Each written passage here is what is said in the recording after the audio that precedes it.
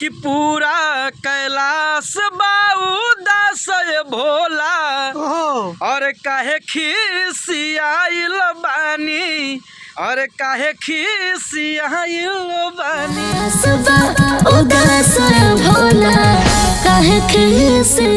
बहुत अच्छे सिंगर सूर्या दिलदार जी, जो कि इनका गाना आराध्या म्यूजिक जोन पे आया है।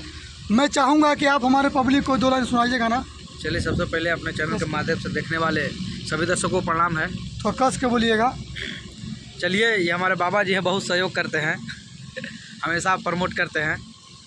चलिए, गाना आया है आराध्या म्यूजिक से। और कि पूरा कैलाश बाउदास भोला और काहे खिसियाइल बानी और काहे खिसियाइल बानी। वाह वाह, गला के नस चढ़ गया गावे में भैया। समझ सकते हैं कि कितना मेहनत से, कितना ऊपर सुर से गाए हैं। आप लोग जाइए आराध्या म्यूजिक जोन पे ना जी। हाँ जी।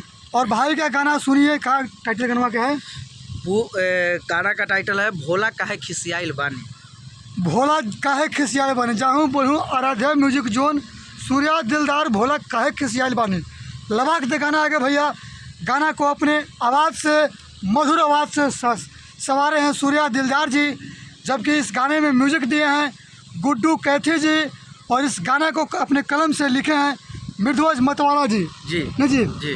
और आराध्या म्यूजिक जोन से ये गाना मार्केट में आया है। तो आप लोग जाइए, गाने को खूब सुनिए, खूब प्यार दीजिए, वीडियो को दूर दूर शेयर करिए, ताकि वीडियो के माध्यम से हर किसी को मालूम पड़े कि बिहार में बहुत सारे कलाकार पवन सिंह, खेसारी लाल यादव से छोड़कर भी लोग हैं जो अच्छा गाते हैं। उनको आप लोग की सहयोग, सपोर्ट की ज़रूरत है। आप लोग ही अगर सपोर्ट नहीं करिएगा, सहयोग नहीं करिएगा, तो हमारा भोजपुरी आगे और बड़ा नहीं बन सकता है। भोजपुरी इंडस्ट्री में आप लोग खेसारी लाल यादव को बहुत प्यार देते हैं, पवन सिंह को बहुत प्यार देते हैं, उसी प्रकार हमारे छोटे भाई सूर्या दिलदार पे भी अपना प्यार आशीर्वाद बनाए रहिए।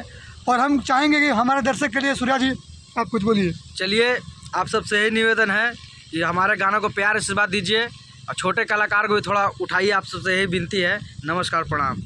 तो फिर मिलते हैं किसी नए वीडियो में, तब तक के लिए नमस्कार, प्रणाम रहेगा। और जाइए आराध्या म्यूजिक जोन पे और गाने को सुनिए और खूब सारा प्यार दीजिए। एक प्यार भरा कमेंट जरूर दीजिएगा। Love you.